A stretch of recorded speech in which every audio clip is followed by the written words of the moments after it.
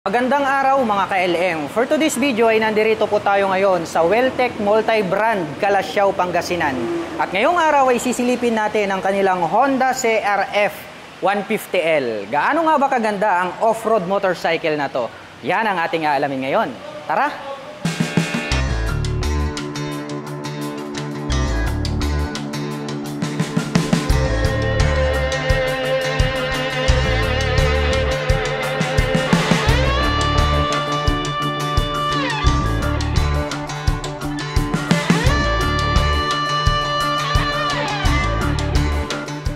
Pagdating po sa mga off-road motorcycle, isa po ang CRF 150L sa mga pambato ni Honda. At ngayong araw, ito naman po yung ating bibigyan ng review para po ito sa mga mahihilig na mag-off-road and then mag-motocross.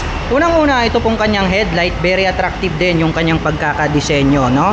Nagkaroon naman po siya rito ng high beam and low beam. Bulb type po yung kanyang ginagamit.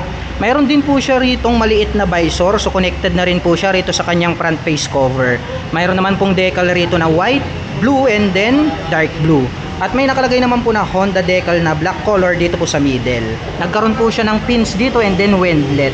At ito pong positioning nitong kanyang turn signals, napakalalaki. Bulb type din po yung kanyang ginagamit at ang kagandahan yan is more visible po yan. Mapa day or night time kasi nga malalaki, at the same time nasa taas po yung kanyang positioning. Sharp din ng edges ito pong kanyang front face cover. At ito pong kanyang front fender talagang napakalapad at napakalalaki at napakataas dahil nga po ito ay isang off-road condition na motorcycle. At ang very attractive dito sa motorcycle na to, ito pong kanyang inverted telescopic fork. Dahil talagang napaka-thick, no? And then yung kanyang color is gold color.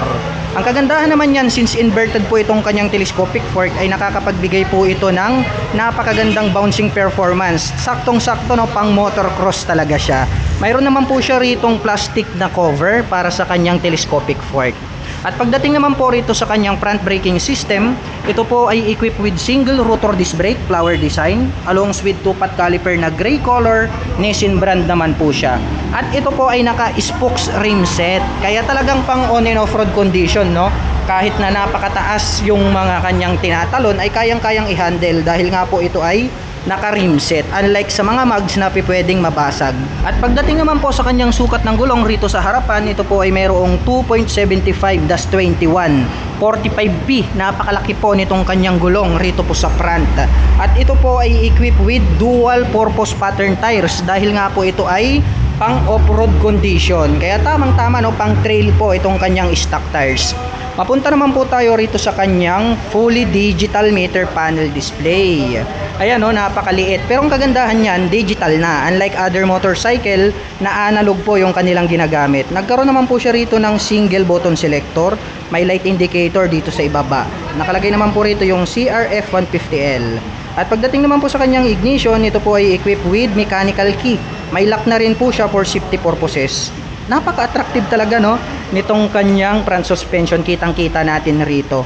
Ito naman pong kanyang handlebar is naked, kaya very flawless, matte black naman po yung kanyang color. At ang kanya naman pong mga button selector, mayroon po tayo ritong high beam and low beam, horn, turn signal selector. At nandirito naman po itong kanyang clutch, silver yung color. Sa kabila naman po, mayroon po tayong engine kill switch, electric starter, at ang kanya naman pong front brake. At pagdating naman po rito sa kanyang fuel tank, napakaganda rin, no? Medyo bilugan yung design nitong kanyang fuel tank. Anyway mga ka-LM, ito po pala ay mayroong 7.2 liters na fuel tank capacity. Napakalaki na rin para sa isang off-road condition na motorcycle. Itong kanyang fuel tip is matte black, napakalaki rin itong kanyang tip. At ang kagandahan po niyan ay nagkaroon po siya rito ng fuel tank extension body cover. Nakalagay naman po rito yung CRF in white color, 150L. With blue, dark blue, and then may white tayo na decal rito sa kanyang side cover. Two-tone color combination, meron tayong matte black rito, red, and then meron pa po tayong white rito. Nagkaroon ng additional na decal na red dito sa bandang dulo. Nagkaroon ng butas rito, may mga parang skin ng snake rito sa kanyang pagkaka-finish, napakaganda rin. Sharp yung edges, no, matusok-tusok itong kanyang mga body cover. At ito naman pong kanyang upuan, napakahaba, no? Medyo manipis lang siya pero ang kagandahan niya, napakalambot. May built din po rito na pwedeng hawakan ng ating angkas. At may nakalagay naman po rito na Honda in white color. At ang atin pong Honda CRF 150L ay meron pong 863mm na seat height. At ngayon naman ay susubukan nating sakyan para malaman natin kung gaano nga ba ito kataas. Actually mga ka-LM, ito po kasing mga pang-on and off-road condition na motorcycle ay matataas talaga yung ground clearance dahil nga ito ay pang motocross. Pero tiptoe tayo rito, saktong-sakto lang para sa mga tulad ko na 5'6" in height. Papunta naman po tayo rito sa bandang ibaba. Ito pong kanyang engine is equipped po ito ng 149 cubic centimeter engine displacement.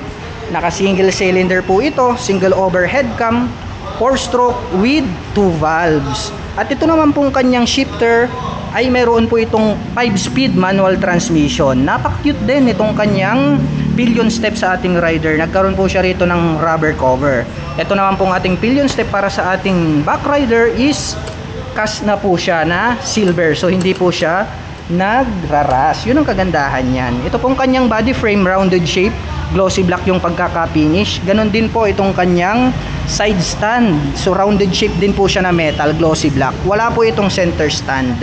At mapunta naman po tayo rito sa kanyang rear suspension. Ito po ay equipped with monoshock absorber.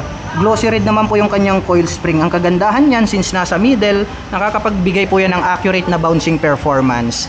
Mayroon na rin po siya ritong chain guard. Matte black yung color.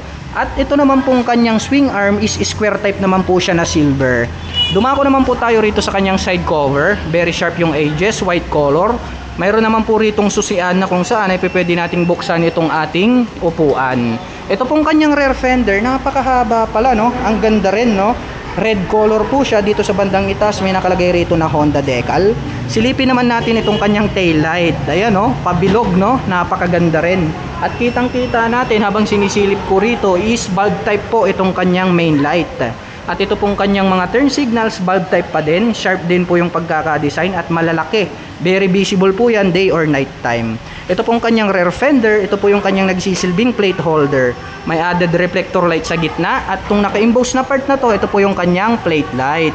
Mapunta naman po tayo rito sa kanyang rear braking system. Ito po ay equipped with single rotor disc brake, flower design, along with single pot caliper na gray color. At ang kanya naman pong gulong rito sa likuran, ito po ay may sukat na 4.10 by 18 59P. Yan, o, napakalapad din. At ito po ay naka dual purpose pattern tires. Mapunta naman po tayo rito sa kanyang foot brake. Ito po ay equipped with metal na kanyang foot brake dito mga ka-LM. At ang kagandahan niyan, mayroon po pala itong integrated na kick starter. So bukod po rito sa electric kick starter, ay pwede po natin itong paanda rin through kick starter. Kasi nga sometimes, di ba, mahina na yung ating battery, palitin na, malaking bagay ang pagkakaroon ng motorcycle ng isang kick starter. At ito pong kanyang exhaust pipe dito, nandirito sa bandang itaas, no? Nagkaroon po siya rito ng head protection guard na plastic para hindi mapaso yung ating angkas. Gray yung color. Single exhaust naman po siya, matte black po itong kanyang stock pipe. Napakaganda ng dating nitong kanilang Honda CRF 150L, no? Saktong-sakto ito para dun sa mga kababayan natin na mahilig pong mag-on and off-road condition. Pwede po ito pang motocross po talaga yung kanyang design. Anyway mga ka-LM, ang presyo po pala nitong ating Honda CRF 150L ay nagkakahalaga po ito ng 150,400 pesos. At kung balak mo naman pong kumuha ng hulugan, ay kailangan mo lang pong mag-down payment ng 12,500 pesos. At pagdating naman po sa kanyang monthly installment, ito po ay mayroong 7,355 pesos. Sa loob po yan ng 36 months. At para naman po sa mga kababayan natin na nakapanood ng video na ito at interesado pong maglabas nitong kanilang Honda CRF 150L, ay maaari nyo po silang puntahan at bisitahin. Dito po yan sa Welltech Multi-Brand, Calasiao, Pangasinan. At para naman po sa mga gustong magpunta rito, ang kanila pong operation time is starting 8 AM until 5 PM from Monday to Saturday.